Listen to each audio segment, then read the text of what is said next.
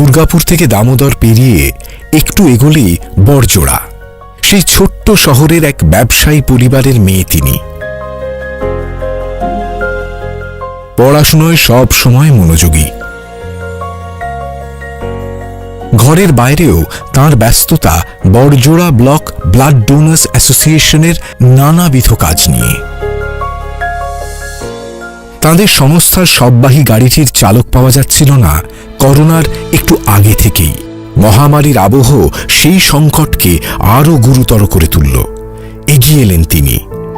একজন নারী চালাবেন সববাহী গাড়ি? ধেয়ে এলো নানা কটাক্ষ।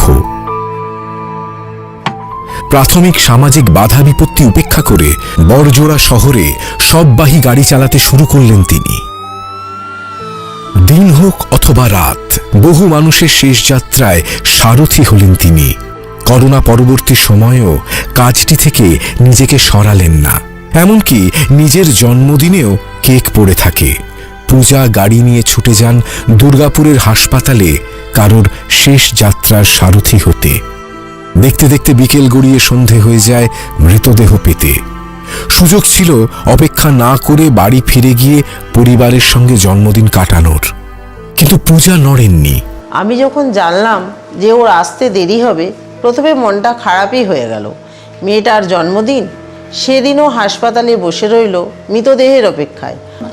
আমাদের কাছে আসার কথা মনে হলো না, কিন্তু তারপরেই ভাবলাম এ তো মস্ত বড় কাজ করছে ও। আর 5 জনের থেকে ওর মন এবং চিন্তাভাবনা যে অনেক বড়, ওই দিন যেন আমি বেশি করে বুঝতে পারলাম। মৃতদেহ নিয়ে বাড়ি ফিরতে ফিরতে বেশ রাত হয়ে গেছিল সেদিন। আমার তো খুব ভয় হচ্ছিল যে সবাই গাড়ি নিয়ে হয়তো বাবা মা আর কোনোদিন আমাকে বেরোতেই দেবে না। ওকে বকবো কি? আমার তো মা হয়ে গর্ববোধ হচ্ছিল। তাই যখন শুনলাম যে মেয়ে গাড়ি নিয়ে বড়জোড়া পৌঁছচ্ছে, মনে হলো এরকম একটা মুহূর্তের ছবি মোবাইলে তুলে রাখি। বাড়ির কাছে আসতেই দেখলাম যে মা মোবাইল হাতে রাস্তায় দাঁড়িয়ে আছেন আমার ছবি তোলার জন্য। মাকে দেখে আমার পাশে বসা মৃতের এক আত্মীয় বললেন যে দেখো, এমন মা না হলে কি আর এমন মেয়ে হয়।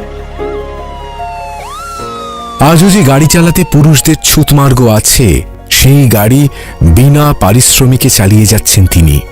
সামাজিক অন্ধবিশ্বাস অথবা বড় কাজ ছোট কাজের বৈষম্য কোনো কিছুই দমাতে পারেনি তাঁকে। সঙ্গে অবশ্যই চলছে পড়াশুনো। বাঁকুড়া বিশ্ববিদ্যালয়ের সমাজসেবা বিষয়ে স্নাতকোত্তর পড়াশুনো করেছেন বড়জোড়ার পূজা মণ্ডল। স্বামীজির একটা কথা আছে, বি অ্যান্ড মেক, অর্থাৎ তুমি নিজে তৈরি হও, তোমার চারপাশটা আপনা আপনি পরিবর্তন হয়ে যাবে।